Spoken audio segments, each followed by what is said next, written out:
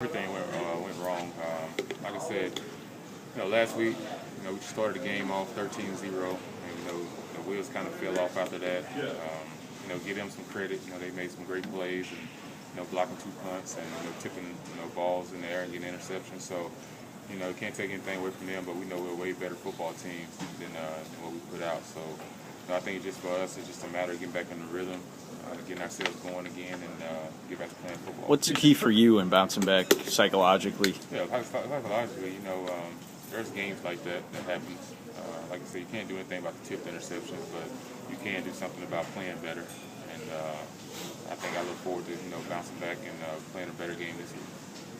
On that tip, you say you can't do anything. Is it just a matter of a guy pops up out of nowhere and you couldn't have anticipated it? Yeah, nothing you can anticipate. It's a hard play action pass, and like I said, he made a great play by getting his hands in the air, and unfortunately landed in one of their linebackers' hands. So nothing you can't do about it.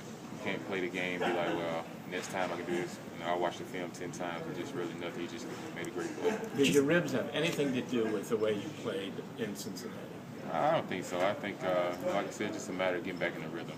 I just feel like I never got into a rhythm in the game, and and we just never got ourselves going offensively, like we're used to, and we just got to get faster, doing everything a little bit faster with more sense of urgency. Did you not have an opportunity perhaps to get into that rhythm because you can start bad and pick it up later, but because you guys fell so far behind, what happened in the second quarter? So you get far behind, defenses change up their coverages and do things differently, and they try to make you work 15, 17 plays to score a touchdown and not give up a big play, and that's that takes a lot of time off the clock, and also it makes you have to be a lot more patient than you want to be. Jason, as a team leader, what is your message to the guys then to make sure that there is no hangover from what happened Sunday? Well, you got to move on. What happened Sunday is done, is over. They can't do anything. You can look at it 2 ways. You can bounce back this Sunday and play, we're going to come out and play great, or you can continue to hang your hat on that and come out and be flat.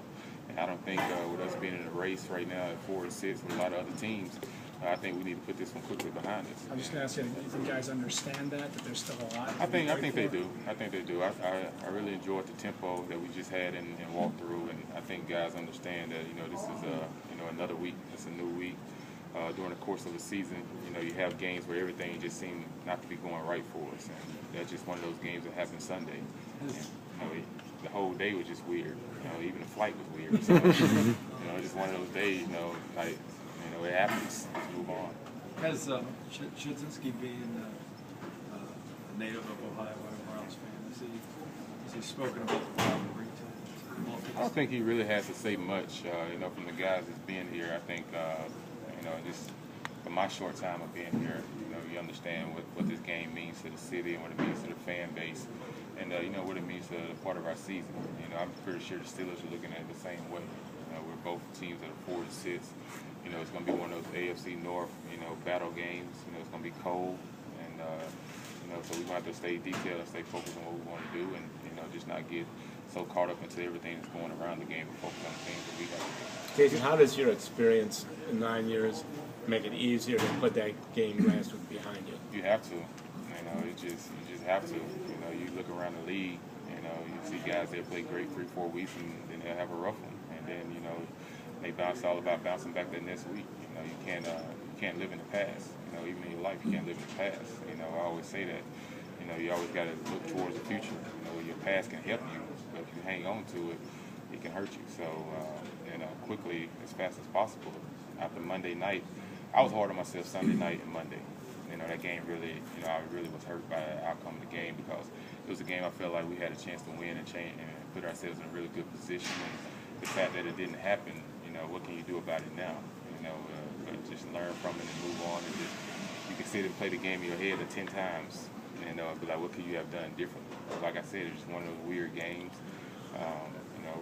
It happened, but it quickly got to be done and be put behind you. And like I said, this is a new week, a new opportunity, because you can get on the streak here. You can look back at that game and say it made us a stronger and better team. Jason, how do you get into that rhythm early in the game? It seems this offense is like a cold engine. It needs a little time to warm up. So how can you get into that rhythm just right out of the gate? Getting first downs.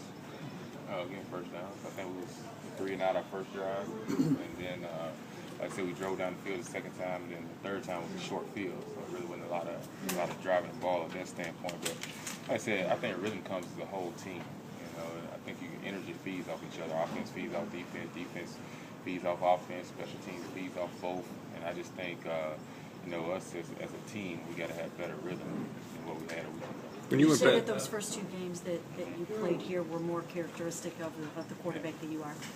Yeah. You know, like I said, I put a lot of time into studying and trying to do things to come out and play. And like I said, for whatever reason, you know, things just didn't go right for us. You know, it started out that way, and the wheel just fell off in every aspect of the game. You know, so we just can't beat ourselves up too much and just be like, you know, some things you just can't control that happen in that game. And I just think you just try to move on, you know, as fast as possible. Just understand it happens. You know, things happen by how you bounce back. You said you watched that game 10 times. Is that an exaggeration? Yeah, that's an exaggeration. I was going to ask. 10 times. I probably played it in my head 10 times. I get it. But, I wanted to clarify. Is there something you saw the 8th time that you didn't see the 7th time? No, yeah, that's what you call a metaphor. On facing Palomalu, you faced him briefly in your past, and you've studied him this week. What does he bring to the game? He's a tremendous player. He's going to be a Hall of Fame safety one day. You know, like I said, he does a lot of things. You know, when he plays safety, you know, it's kind of, you know, he plays it differently than any other guy in the league. You know, him and Ed Reed are, you know, 2 of the guys in the NFL that can, you know, roam the field and do the things that they do. And I think a lot of that is experience and him knowing, you know, where to be and you know, just making a play. But like I said, utmost respect for him. I think he's a tremendous player and he's an outstanding athlete. When you watch your film, were there shots downfield that you didn't take? Not really. Okay. You know, maybe one, but not a whole lot. You know, that I would see differently in that aspect. Aside They were dropping deep and forcing like I you guys said, to take anytime you get behind, you know, like we got behind in the third quarter, you know, teams they're gonna do that. You know, why do all this exotic stuff when you don't have to? You know, when you got a comfortable lead, you know, you make a team have to do that. You know, when you're up that far. Jason, isn't part of getting into a rhythm? You know, like in Kansas City, you guys kind of started off a little bit slow, but then you picked it up. You figure out how you want to attack the defense. You know, find some mismatches and things, but you really didn't have a chance to do that. Like I said, a lot of things happen. I feel like after, you know, we hit that big touchdown in the third quarter, you know, that we'll get ourselves going. And then, you know, things happen and, you know, they get the ball right back. And then next thing you know, it's a downpour. So now that changes up the way you call the game and the way you have to do things based off of that situation. So, you know, like I said, a lot of things played a factor, but, you know, it's pretty sure every team in the league, you know, there's teams that started off 0-4, it's now 4-6. You know, like I said, it's all about getting streaky and getting hot at the right time. You know, and just hopefully we can be one of those teams that get hot at the right time. Jason, that one play Gordon, how would you say, how far was it in the air from the angle that you threw it? It was about 40 yards actual distance from the line of scrimmage. Yeah, you're probably about right. Probably about 40, 45. Even from where you were? Yeah, I think so. You think you could throw it even farther? I mean, if I had to, yeah, if I have to. But like I said, some of these guys, you know, just big athletes. You know, you just want to get the ball around them, give them opportunity to make some plays. And you know, like I said, Josh, he's a phenomenal athlete. You know, he's big, strong. You know, he's a big guy. It seemed like you came out after halftime trying to get him the ball. Yeah, we wanted to come out and try to get our playmakers, and you know, we really in the locker room, 31-13. We felt like if we can get a quick score and then get ourselves right back in the game, you know, you're talking about a different ball game. And I just feel like after we got that score, but like you said, we was in rhythm. We thought we was about to get the ball back, and all of a sudden, you know, we get offsides and they get the ball right back, and you know, now it sets you back. Then we did get the ball back. It's a storm. So, you know, a lot of different things happen in that scenario, but coming out of the halftime, you still think you got an opportunity to win the game. You just got to keep chopping and keep chopping. And after he made that big play, I thought that really rallied everyone on the sideline. Then, like I said, you don't get the ball back, but we make a mistake, and then all of a sudden the air deflates again. Will you still? A couple more questions. Will you still go without any additional protection for the ribs, or is that going to change? Yeah, I mean, that's not even in my mindset this week.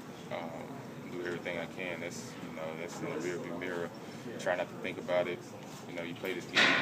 You know, you're on the field. feel healthy enough to play. And that's how I look at it. I'm on the field, so I'm healthy enough to play, and that's why I have to go and then go out and have fun and enjoy the game. Is it a challenge to mentally block the discomfort out? It was a challenge. It was a challenge, last week, but like I said, it's a new week now. Try not to put too much focus on that. Not at all. I feel great, feel good, and go out and play. Jason, I know you're new to this rivalry, but you've been in tons of them. When you think of rivalry, what's the mindset of the game you go back to and think, okay, this is what I think of? Here's how you play a rivalry games. I think the main thing from a player standpoint is you can't get caught up into all the festivities and everything that go around the game. I just think you have to stay mentally prepared on what you have to do, because sometimes you can get too amped, or sometimes you can, just lose your focus because you're so caught up into everything else, as it being, a huge game, or it's been, a huge rivalry game. It's a big game, and we all know that, but at the same time, I think we have to approach it as each man do your own job. And, Would that be just take